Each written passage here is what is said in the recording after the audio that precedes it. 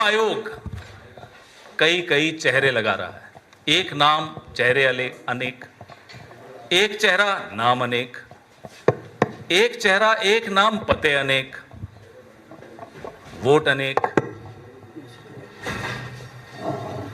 7 अगस्त को श्री राहुल गांधी ने, आप सब ने देखा, आप सब वहां थे, एक भारत की राजनीति में भूचाल उस दिन राहुल गांधी की प्रेस वार्ता से आया, जिसका असर सत्तारूढ़ दल को आज तक महसूस हो रहा है।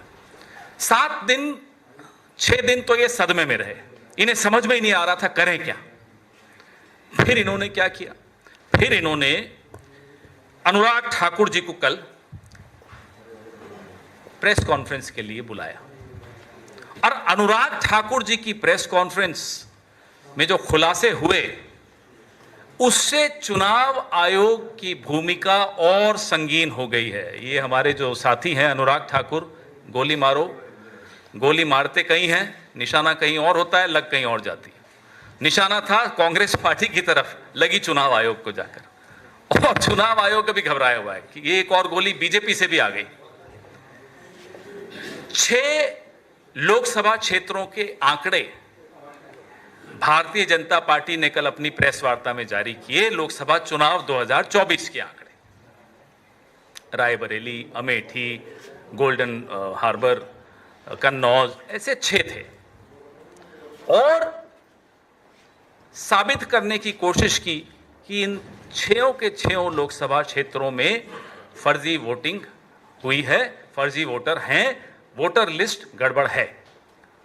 धन्यवाद अनुराग ठाकुर जी, पूरा देश आपको भी धन्यवाद दे रहा है। अचानक रुचि आ गई भारतीय जनता पार्टी की ये फेक वोटर लिस्ट में, अभी तक नहीं थी। अभी तक हम बोलते थे तो हमें तो नोटिस दे दिए जाते थे, ट्रोल कर दिया जाता था, आप लोग भी शाम को ट्रोल करते थे स्टूडियो में हमें, वो कोई बात नहीं। लेकिन अब अचानक बीजेपी को भी इंटरेस्ट आ गया, साहब fake voter list. Rahul Gandhi जब प्रेस वार्ता कर रहे थे 7 अगस्त को, लगभग 2:30 बजे प्रेस वार्ता चल रही थी, 2:30 बजे नोटिस आ गया चुनाव आयोग का, हलफनामा दीजिए। अनुराग ठाकुर को प्रेस कॉन्फ्रेंस करे हुए अब 24 घंटे होने वाले हैं थोड़ी देर में। बताइए नोटिस आया हो तो। नंबर 1, जो हम कह रहे थे एक विधानसभा क्षेत्र महादेवपुरा के लिए, उसके आंकड़े लाकर, उन आंकड़ों को लाने में हमें 6 महीने लगे, क्योंकि वो प्रिंटेड 7 फुट ऊंची ढेर आपको कागजों का दिखाया, सैकड़ों किलो वजन। एक विधानसभा क्षेत्र महादेवपुरा, 6 महीने लगे कांग्रेस पार्टी को, क्योंकि इलेक्ट्रॉनिक वोटर लिस्ट हमें नहीं दी गई। अनुराग ठाकुर बीजेपी के सांसद 6 लोकसभा क्षेत्रों का 6 दिन में सारे आंकड़े उनको मिल गए। बताइए कैसे मिले? हमारा सवाल है, हमारा सवाल चुनाव आयोग से भी है, हमारा सवाल बीजेपी से भी है। जब ये आंकड़े हैं आपके पास, जब इलेक्ट्रॉनिक वोटर लिस्ट है आपके पास, तो कांग्रेस को क्यों नहीं मिलती, विपक्ष को क्यों नहीं मिलती? अचानक कैसे मिल गई? हमें एक विधानसभा क्षेत्र के 50 बूथ के आंकड़े पढ़ के समझने में, पूरा आपके सामने प्रेजेंटेशन बनाने में 6 महीने लगे। 6 दिन में 6 लोकसभा क्षेत्रों के आंकड़े, में बार बार दोहरा रहा हूं क्योंकि बहुत महत्वपूर्ण बिंदु है। इनको कैसे मिले? मतलब है चुनाव आयोग के पास, मतलब बीजेपी के पास है, विपक्ष के लिए नहीं है, जनता के लिए नहीं है, मीडिया के लिए नहीं है, सिर्फ और सिर्फ सत्तारूढ़ दल के लिए है। जो कल आंकड़े अनुराग ठाकुर ने आप सबके सामने रखे, वो एक आपराधिक सबूत है, एविडेंस ऑफ क्राइम। हम मांग करते हैं अनुराग ठाकुर से कि वो आपराधिक सबूत हमें दे दिया जाए, सारे आंकड़े हमें सुपुर्द कर दिए जाएं, क्योंकि अब आपका अपराध साबित हो चुका है। यह आपकी मिलीभगत चुनाव आयोग से तो आपने खुद साबित कर दी। अब तक तो लोगों के मन में शंकाएं थी, आपने उन शंकाओं को तथ्यों के सहारे भरोसे में बदल डाला। अब लोगों को भरोसा है कि यह मिलीभगत चल रही है। विपक्ष को नहीं मिलेंगे आंकड़े, इन्हें मिल जाएंगे। नंबर 2, अब आपके पास सारे आंकड़े आ ही चुके हैं, तो जनाब वाराणसी की पेन ड्राइव हम सब इंतजार कर रहे हैं। प्रियंका गांधी वाड्रा जी के लोकसभा क्षेत्र के लिए अनुराग ठाकुर जी हंसते हुए उछलते हुए बोलते, देखिए 93,000 फर्जी वोट। भाई थोड़ा सोच लेते बोलने से पहले, जीती कितने वोटों से है? 4,10,000 वोटों से जीती हैं। 93,000 फर्जी बता रहे हैं। मैं बता दूं आपको, बीजेपी को वहां 1 लाख वोट मिले, हम भी हैरान है कैसे मिल गए, कल उसका भी जवाब मिल गया। 93,000 फर्जी हैं। मान लो ये फर्जी वोट वायनाड में नहीं होते तो प्रियंका गांधी जी 5 लाख वोट से जीतती। हम तो यही मानेंगे। अब आ जाइए रायबरेली में, वहां के भी कुछ आंकड़े इन्होंने दिए। मान लो वहां भी फर्जी वोट नहीं होते तो राहुल गांधी 5 लाख वोट से जीतते। हम वाराणसी का इलेक्ट्रॉनिक वोटर लिस्ट की मांग कर रहे हैं।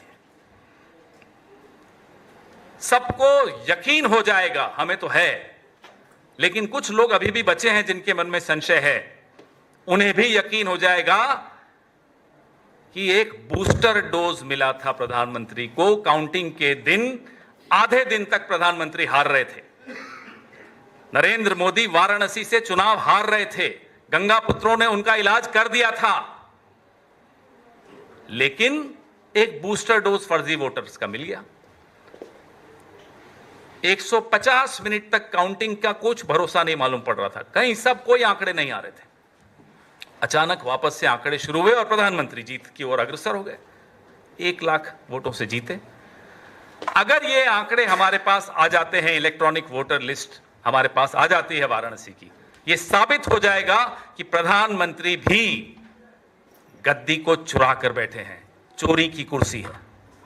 वोट चुराया, चुनाव चुराया, कुर्सी चुराई, ये 3 चोरियां इस प्रधानमंत्री ने की हैं और कल ये अनुराग ठाकुर ने खुद साबित कर दिया। अब तक तो हम पर सवाल उठाए जाते थे, अरे साहब आपको तो संस्थाओं पर भरोसा नहीं है, राहुल गांधी तो संस्थाओं पर भरोसा नहीं करता। तो अनुराग ठाकुर क्या संस्थाओं पर भरोसा कर रहे थे कल? बीजेपी बोले तो बोले देखो साहब कितना अच्छा खुलासा कर दिया, वायनाड का खुलासा हो गया, रायबरेली का खुलासा हो गया, कन्नौज का खुलासा हो गया, डायमंड हार्बर का खुलासा हो गया। ये संस्थाओं पर सवाल नहीं है। अब जब विपक्ष भी चुनाव आयोग से सवाल पूछ रहा है, पक्ष भी चुनाव आयोग से सवाल पूछ रहा है, कहां है ज्ञानेश कुमार गुप्ता? कहां छुपे हुए हो जनाब? इनसे पहले भी एक थे, अपने आप को एक अजीम शायर मानते थे, पता नहीं कहां है, गायब। राजीव कुमार, पता ही नहीं, कोई कहता है माल्टा चले गए, मैं नहीं मानता माल्टा गए, कहीं वोट बना दिया होगा किसी कॉन्स्टिट्यूएंसी में। हो सकता है कॉन्स्टिट्यूशन क्लब की वोटर लिस्ट में भी उनका नाम हो। जिस तरह से चुनाव आयोग चल रहा है अब आपके सामने, जो मिली भगत है वो कल अनुराग ठाकुर ने एक्सपोज कर दी। जो डबल स्टैंडर्ड्स हैं वो अनुराग ठाकुर ने और चुनाव आयोग ने, दोनों ने एक्सपोज कर दी। सवाल वैसे के वैसे। आज पूरे देश में ये नारा, हर गली गली में ये नारा गूंज रहा है, वोट चोर गद्दी छोड़। पूरे देश में आज मशाल जुलूस निकल रहा है। ये अब जनता का आंदोलन बन चुका है। ये राहुल गांधी का आंदोलन नहीं है, कांग्रेस पार्टी का आंदोलन नहीं है, इंडिया अलायंस का आंदोलन नहीं है, ये इस देश के एक एक वोटर का आंदोलन है। कल जो प्रेस वार्ता हुई उससे साबित हो गया कि पिछला लोकसभा चुनाव फर्जी वोट्स के आधार पर फर्जी वोटर लिस्ट के आधार पर हुआ था। तो क्या वो चुनाव फर्जी नहीं माना जाएगा? क्या उस चुनाव को रद्द नहीं घोषित कर देना चाहिए? ये हम कांग्रेस पार्टी मांग करती है। करिए उस चुनाव को रद्द। Nullify the Lok Sabha election which was fought on the basis of fake voters list as proved by the ruling party MP, Mr. Anurag Thakur. We took 6 months in collecting data for one assembly segment of Bangalore Central called Mahadevpura. 6 months because it was paper. Mr. Anurag Thakur got the electronic voter list of 6 Lok Sabha seats within 6 days. If this is not collusion, what is collusion? And we thank Anurag Thakur and the BJP for proving the point made by Mr. Rahul Gandhi that the elections in this country are fought on the basis of fake voters. We demand from the Election Commission, we demand from Anurag Thakur, because he has access to the electronic voters lists. We demand from Anurag Thakur, please make the data, the electronic voter list data of Varanasi public. We know that the Prime Minister does not deserve to be where he is. Based on fake voters, he barely managed to win the Lok Sabha seat of Varanasi in 2024. हमें मालूम है जवाब नहीं आएंगे यहां से, हमें मालूम है इनका मुंह बंद हो चुका है, लेकिन ये जो आपराधिक सबूत कल ये देकर चले गए, गलती से दिया, जानबूझकर दिया, क्योंकि ऊपर भी आजकल बड़ा झगड़ा आपस में चल रहा है, वो आपको लगता है सिर्फ कॉन्स्टिट्यूशन क्लब के चुनाव में, ऐसा नहीं है। बीजेपी अपना अध्यक्ष नहीं बना पा रही। नड्डा जी रोज सुबह से शाम तक 24 घंटे, मोदी जी तो 18 घंटे जागते हैं, नड्डा जी 24 घंटे जागते हैं, टीवी देखते रहते हैं, खबर आएगी कि उन्हें एक्सटेंशन मिली या उनका कोई, उनकी जगह पर कोई और आ गया, क्योंकि उनको तो बेचारों को टीवी से ही मालूम पड़ता है। आपको मालूम है आपके चैनल्स की टीआरपी अगर बढ़ी है पिछले 6 महीने से, तो नड्डा जी की वजह से बढ़ी है। देखते रहते हैं, खबर आएगी, breaking news, flash, Nadda ji हटाए गए, नड्डा जी को एक्सटेंशन मिला। तो ये स्थिति भाजपा के अंदर की है। It's a lame duck government. And what mister Anurag Thakur did yesterday is he left a smoking gun. आपको मालूम है स्मोकिंग गन क्या होती है? वो एक ऐसा सबूत होता है जो दुनिया की हर अदालत स्वीकार करती, क्योंकि वो ऐसी गन होती है जिससे धुआं निकल रहा है, सबूत है कि साहब इसी गन से गोली चली। वो गन, गोली, ये अनुराग ठाकुर जी के आसपास बड़ा सही बैठता है, इसलिए मैं यही उदाहरण दे रहा हूं आपको। तो गोलीमार ने जो कल गोली चलाई, सबूत आपके सामने छोड़ के चले गए कि भारतीय जनता पार्टी को जब चाहे, जैसे चाहे, इलेक्ट्रॉनिक वोटर लिस्ट चाहे, जो चाहे, चुनाव आयोग दूम हिलाते हुए, माफ कीजिएगा, दूम हिलाते हुए दे देता है। और हम दे चिट्ठी, ले चिट्ठी, दे मीटिंग, प्रोटेस्ट, मशाल जुलूस करते रहे, हमें कुछ नहीं मिलने वाला। वाराणसी में एक शख्स हैं राजकमल दास, नाम बड़ा गौर फरमाइएगा, राजकमल दास, 45 बच्चे हैं साहब उनके वोटर लिस्ट के हिसाब से। नाम से समझ में आ जाता है कमल का राज रहे, इसलिए वो बेचारे ऐसे दास बन गए कि 45 बच्चे एक वोटर लिस्ट में, एक पते में, एक परिवार के। अब पता चला आपको ये घर घर मोदी कैसे जीते। ये क्या है हर हर मोदी, ऐसे बने। हैरान मत होइए कि आज पूरी दुनिया में नरेंद्र मोदी जी का सम्मान क्यों खत्म हो गया। ये कारण है, सब समझ गए कि ये फर्जी चुनाव से जीते हुए फर्जी सरकार है, और अब इनके अपने सांसद ने यह साबित कर दिया कि ये फर्जीवाड़े से ही चुनाव जीते जाते हैं। आपके सवाल? हाँ, बोलिए। Sir, you are demanding that Lok Sabha should be nullified, but is the Congress party ready to resign? All the member of parliaments will also resign from their position, and do you think that once the Lok Sabha is nullified, where is the need for resignations? Where is the need for resignations? Ask them to dissolve the parliament. Everything you want the Congress to do first. We expose the fraud. You don't support us. When Anurag Thakur also exposes the fraud, you suddenly ask us to resign. Why? Very interesting. So we did support you. But sir, a second question, what you have mentioned about the Varanasi seat. Now a fact check has been done, and that particular address which you are mentioning, that is basically a mud. And all the saints who are being present there, they are saying that we have mentioned the name of our Guru as the father's name, and that. No, whatever you say, it's not just one example. There are hundreds of examples, and then they keep coming back with clarifications.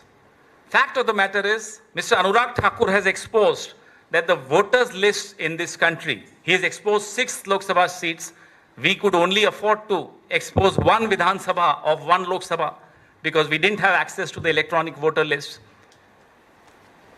Mister Anurag, चलिए हमारी मत मानिए, अनुराग ठाकुर की तो आप हमेशा मानते थे, आज भी मान लीजिए ना कि फर्जी वोटर लिस्ट से काम हुआ है पूरा. Don't go by what Rahul Gandhi says. We know you won't. But at least go by what the ruling party MP says, because you treat their word as the gospel truth. For the last 11 years, that's what you've been doing. पवन जी, क्या मैं election sir election commission की तरफ से सूत्रों की तरफ से ये कहा गया है. सूत्र या ज्ञानेश? नहीं, ज्ञानेश जी नहीं. ज्ञानेश गुप्ता ने नहीं बोला. नहीं, ये कहा गया है कि आप. अब ये सूत्र कौन है, पहले तो उसका नाम बताइए. ये कहा जा रहा है कि आप लाखों जो एजेंट बनते हैं, जो जब चुनाव की प्रक्रिया होती है, जो टीचर्स, आंगनबाड़ी, उनकी इंटेग्रिटी पर भी आप सवाल उठा रहे हैं. आप देखिए अब उनके पीछे छिपेंगे. भाई चुनाव कराने की जिम्मेदारी किसकी है?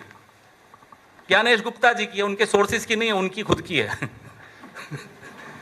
और अगर सवाल पूछे जाएं तो जवाब देने की भी जिम्मेदारी सोर्सेज की नहीं है, ज्ञानेश गुप्ता की है. अब जब सवाल पूछे गए, ना केवल कांग्रेस द्वारा पूछे गए, भाजपा ने भी पूछ डाले. ज्ञानेश गुप्ता जी को इतनी हिम्मत नहीं हुई कि एक प्रेम पत्र अनुराग ठाकुर जी को भी भेज देते, हमें तो तुरंत भेज दिया था. लव लेटर तुरंत आया. राहुल जी की प्रेस कॉन्फ्रेंस चल रही थी, आप में से कोई सवाल पूछ रहा था, अचानक आपका सवाल भी बदल गया कि साहब लव लेटर आया है. तो ये लव लेटर क्या सिर्फ कांग्रेस के लिए है, बीजेपी के लिए नहीं है? सर, फर्जी वोटर लिस्ट का मामला आप लोग लगातार उठा रहे हैं, कई सबूत भी आप लोगों की तरफ से दिया जा रहा है. बिहार चुनाव आने वाला है, तो क्या इसमें बिहार चुनाव में पार्टिसिपेट करेंगे या नहीं? जैसा तेजस्वी यादव ने भी कहा कि चुनाव का, अरे जिम्मेदारी चुनाव आयोग को लेनी ना, कि चुनाव ठीक ढंग से हो. सारी जिम्मेदारी आप भी और आप भी हम पर डाल देंगे. क्या चुनाव नहीं करा सकते ये लोग? बोल दे नहीं करा सकते. अब तक तो होते थे इस देश में चुनाव. अब अनुराग ठाकुर कहते हैं कि लोकसभा चुनाव बिल्कुल फर्जी लिस्ट से हुआ है. हम तो कह ही रहे हैं, अनुराग ठाकुर ने तो और अच्छी तरह से बता दिया आपको. पवन जी, Mike. will you demand an investigation on the frauds exposed by Anurag Thakur on this in this context? Demand investigation from who? That's our question. We accuse the BJP of stealing an election. We accuse the Election Commission of India for facilitating the robbery. The BJP comes in defense of the Election Commission of India. The Election Commission of India comes in defense of the BJP. Both are colluding. Both are partners in crime. One of them left an evidence of crime yesterday. Who will investigate? The fact of the matter is that the 2024 Lok Sabha election was fought on the basis of fake voter lists. The fact of the matter is that the election of 2024 general election therefore becomes suspect, therefore becomes nullified. Sir, just on the day of Rahul Gandhi's presser, you mentioned that how she shared a notice with him. And 2 days later, it asked Rahul Gandhi to share the evidence or apologize to nation. So, what's your demand as Anurag Thakur has once again... The evidence that we have was given to us by the Election Commission of India in a paper form, not machine readable, not electronic. The evidence which Mr. Anurag Thakur claims to have is obviously electronic, because in 6 days it's humanly impossible, even for the so-called largest party of the world, to go through all the lists, paper lists of 6 Lok Sabha seats. Impossible. Therefore, they have access to the electronic voters list. Let the Election Commission deal with Anurag Thakur. Why aren't they sending notices to him? Have they given him of course they would have. Nobody else can give the electronic voter list to Anurag Thakur. It is given to him by the Election Commission. So why this anomaly? Why these double standards? Why one set of rules for Anurag Thakur, BJP, and another set of rules for Mr. Rahul Gandhi and the Congress party? Why? Pawan ji, sir record Mike. Pawan ji, ये जो voter अधिकार यात्रा बिहार में कर रही है, उस पर गिरिराज सिंह का बयान आया है. वो कह रहे हैं कि कांग्रेस वाले वाले माहौल खराब कर रहे हैं, गृहयुद्ध जैसी स्थिति देश में लाना चाहते हैं, क्योंकि ये अर्बन नक्सल की तरह है। कल अनुराग ठाकुर ने कुछ सबूत रखे, गिरिराज जी ने शायद नहीं देखे होंगे या आपस में नहीं बनती होगी, तो मुझे नहीं मालूम। हम आपसे आग्रह करेंगे कि जो सबूत अनुराग ठाकुर ने इस देश के सामने कल रखे हैं वो गिरिराज सिंह जी को भेज दीजिए, तो फिर लगेगा कि अनुराग ठाकुर भी अर्बन नक्सल हो गए। Sir, are you also planning to take vote theft issue to the courts? Well, we are right here. We are on the streets. Are you planning We to take are it to the doing court? everything that we need to do, and we will continue to do everything that needs to be done to protect and safeguard the democracy. Whatever needs to be done will be done.